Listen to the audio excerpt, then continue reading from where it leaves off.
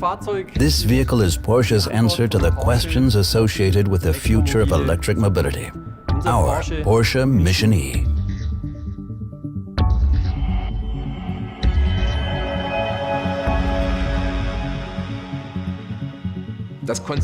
This concept car is a truly fantastic challenge for us because it's our first electric sports car.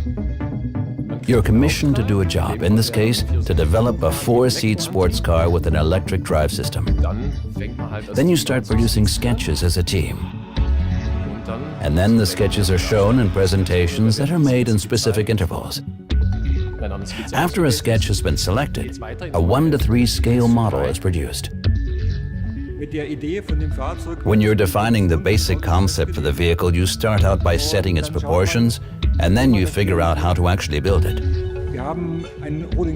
We built a basic chassis and then combined it with electrical components from the Boxster E. So in the end, we had a demonstration model that could be driven. It was very important to us here to create typical Porsche proportions. We were able to design an extremely low front end because there's no engine in the front. We also didn't need to have any huge air intakes, so we were able to design everything in the front in a very clean manner, almost a bit like the old Porsche models from the 1950s, 60s, and 70s. We then mixed the whole thing with the wonderful shapes of the 919. Creating this combination of a race car and a carefully designed vehicle was the best part of the job. One thing we thought about, of course, was how to attractively integrate an air curtain that would guide air around the front wheel. This led to the front-end design we chose, which, as one can see, has the classic round Porsche nose flanked by 2 intakes that let air pass under the headlights towards the wheel arch. First of all, the vehicle is clearly recognizable as a Porsche. But we designers wanted to go a step further and see how the Porsche design language, and especially a Porsche electric design language, might be developed further. Our intention here was to also be somewhat provocative with some parts of the vehicle. But nevertheless, just one look at its proportions and the general design is all it takes to see that the vehicle is clearly a Porsche.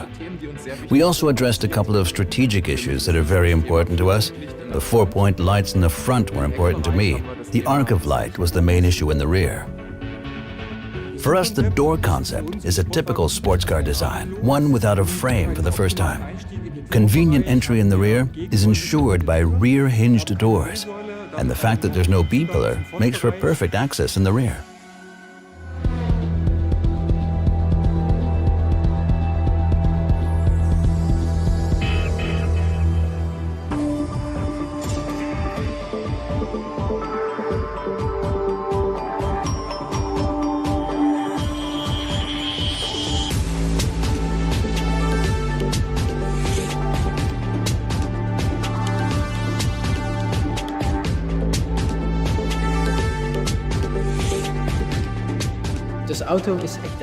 The vehicle is very special for Porsche, as it's a new icon.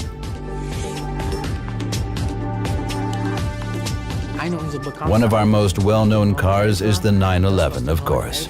And this vehicle will carry into a new era all the things the 911 has been famous for throughout the decades. That's why we came up with some very special things for the interior as well. We tried to focus on various key aspects. One of these being the fact that we wanted to achieve an entirely new type of interaction with a vehicle. We utilize gesture and eye recognition systems here to enter commands for the car. We tried to create a new type of holographic display. You can input commands on the front passenger side and via the center console. This, in fact, is already a standard feature in the 918 today. Besides that, we did something new with the seats. We've got lightweight seats that are bucket seats naturally, and these have a fairly sporty design. Then there's the craftsmanship, of course. The quality of the materials used truly conforms to the highest standards, which is just what you'd expect from a Porsche.